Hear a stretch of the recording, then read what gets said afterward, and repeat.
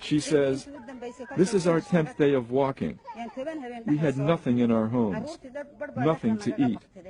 During our 10 days of walking, we stopped in every village and asked people to give us some food, and through begging we have managed to reach this place.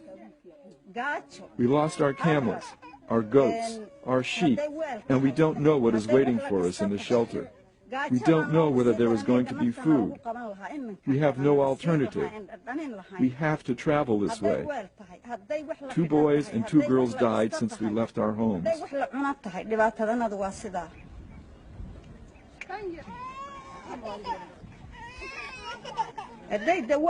"My daughter died 2 days ago. She was 15.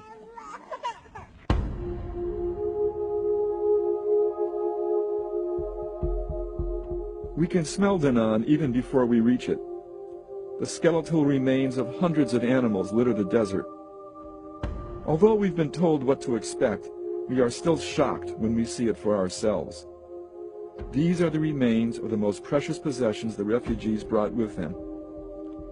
The camp lay ahead, and we feared the worst.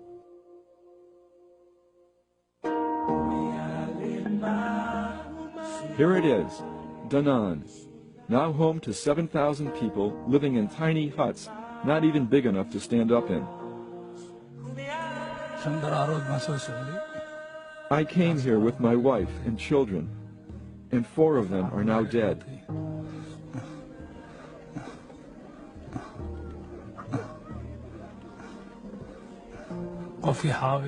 There is no food. I haven't had water in 3 or 4 days. There is no water. The boy is now my only child. The only thing remaining is our fate, to die.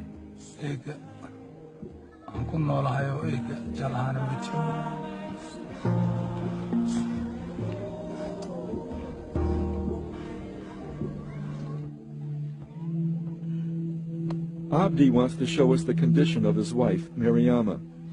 She's had nothing to eat in days and has been lying motionless in the hut.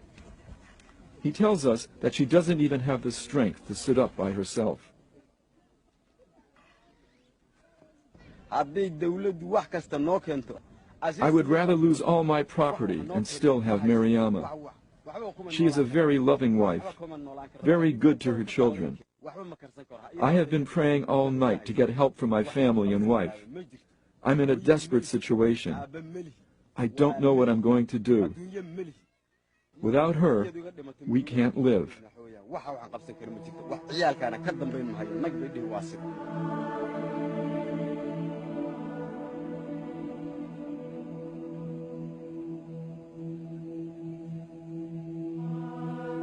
Even though we knew it wouldn't solve his problems, we gave Abdi much of our food for Mariama and the children.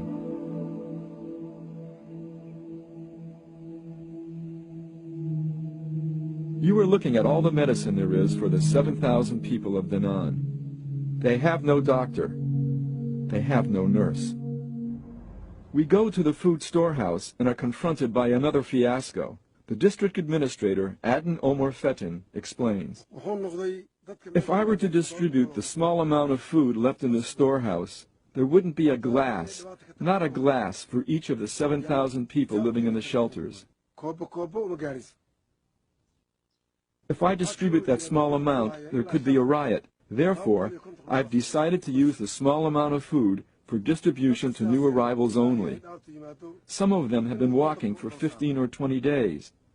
They are in the most critical need of food. And now we have no water.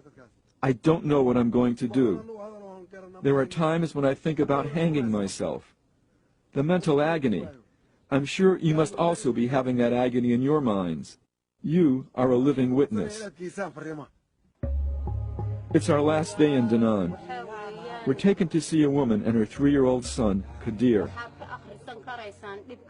Even without translation, the horror of her words is clear.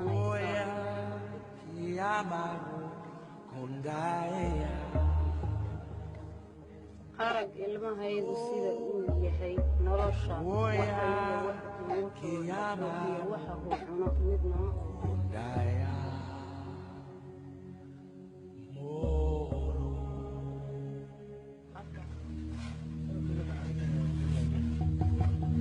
Each afternoon, just before sunset, we've seen processions of men leaving the camp for the cemetery.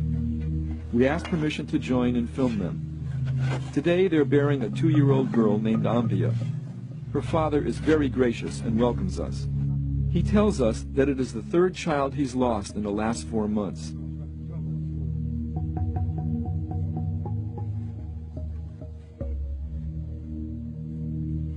As I watch the simple ritual, I feel helpless that we've not been able to do anything to aid these people.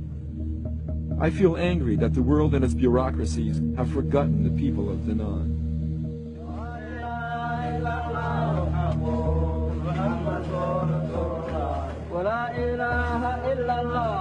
It has now been months since we left Danaan, and not a day goes by that I don't think of the time we spent there and the fate of the people we met.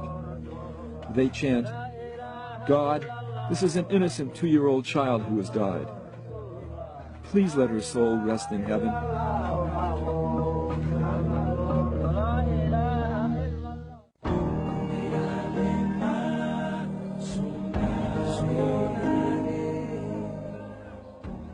On the day we left Danaan, there were over 200 new arrivals. On the day we left Danaan, they still had not received a food shipment. On the day we left Danaan, they still had no water.